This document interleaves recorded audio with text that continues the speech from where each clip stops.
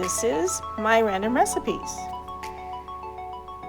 Hi, I'm Lisa. Welcome to my channel. This is breakfast. Yes, we're still in the breakfast series, but I'm going to be going in a bit of a different direction today. Today's recipe is called slow cooker breakfast casserole. I have made this recipe before several times.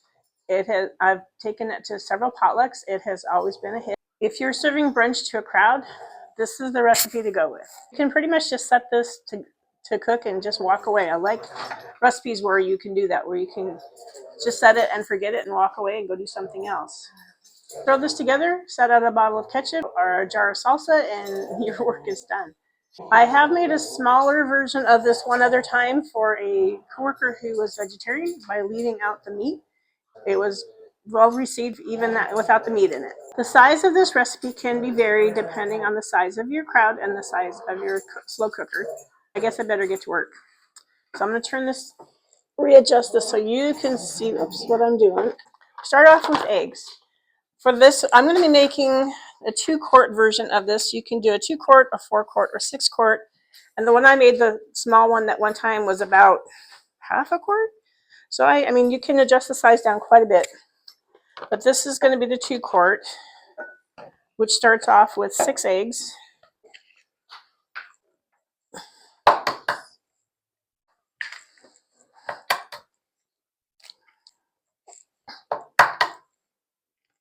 Okay, that's 5. And number 6. We're going to lightly beat these. 6 eggs. Next is a half a cup of milk. And then half a pound of meat. You can vary the meat. It does need to be cooked. You can use sausage. You can use bacon or ham. I'm using ham today, and I bought this. It's already pre-diced. So it's already cooked. It's already diced. It's just super easy to make it this way. You do want your meat cooked in this recipe. So then we have a cup of cheese. Now I blended mine. I mean, ham and cheese, ham and Swiss is a good choice, and ham and cheddar is a good choice. And I had a little bit of both, so I put the two together. I think that's going to be a good combination. So that's a cup of cheese, and then 1 pound of frozen hash brown potatoes. Now I prefer the potatoes O'Brien for this. I like the little bits of pepper, and there's some onion in there as well. So that gives it a little bit more flavor and some more color. So it's kind of pretty. And that's 1 pound of frozen hash brown potatoes. And then salt and pepper to taste. So I'm going to do a teaspoon of salt. So a pretty good size recipe. Half a teaspoon of pepper. And I'm doing a tablespoon of parsley. And then I'm just going to give this a stir. Get everything blended together nicely. All right, put the lid on. I'm going to go plug this in. This is going to take, depends on if you want to use the low setting, it could take as long as 8 hours, especially for the larger size. I'm going to estimate about 3 to 4 hours for the small size, and I'm going to put it on the high temperature. So I'm going to go plug this in, and I guess I'll be back. So we'll see you soon. Bye. So it's been 3.5 hours. I just checked it. It is nice and done. So I will change the camera around so you can see. Okay. The big reveal. Here we go. So as you can see, this is nice and done. Potatoes, we've got egg, there's ham and the cheese. And then you can see little bits of pepper, green pepper and red pepper from the potatoes. So I'll go ahead and serve myself some. All right, so then a little bit of a garnish. Got some green onions for some pretty. So I'll turn this so you can see me. And we'll do the taste test. All right, so this is the finished product. Again, this is slow cooker breakfast casserole. I'm having this for dinner tonight, so this is my dinner.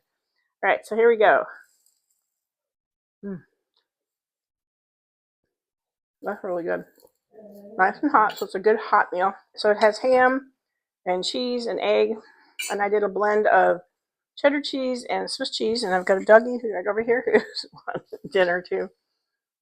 And if you take this to a potluck or to a sporting event that's coming up or a brunch, you're going to be a very popular person. I really like the versatility of this recipe. You can switch up the meat. You can use ham. You can use bacon. You can use sausage. They do need to be cooked. The ham, fortunately, was already pre-cooked, so that would make that really easy for me. Or you can leave the meat out completely and do a vegetarian version of it, which I have done before. The original recipe calls for hash brown potatoes, frozen hash brown potatoes. I prefer using the potatoes O'Brien because they have that little extra flavor from the onions and from the peppers. So you can, depending on the size of your slow cooker and the size of your crowd, you can adjust the recipe accordingly. And trust me, I have taken this to more than one potluck, and it has always been a hit. Plus, it's pretty much a set it and forget it kind of meal. You can put this, just throw everything in together and let it cook, and you can go off and do something else. I like it when I have a meal where I can go off and get something else done. Next time I have one more savory breakfast meal for you that involves eggs, potatoes, and cheese. It'll be a totally new recipe for me instead of this one, which I've done several times before. And so it's going to be an experiment. So please come back and you can see how well I do next time. And next time will be the end of the breakfast series. I hope you'll join me for that. I will include the ingredients and the preparation for the casserole in the description below. I will include all three sizes. I have a 2-quart, a 4-quart, and a 6-quart. If you have any questions for me or feedback, I would really love to hear from you. I do enjoy our conversations. Please like, share, and subscribe to my channel. I really do appreciate that. Thanks for joining me on my journey. I look forward to seeing you again next time. Bye.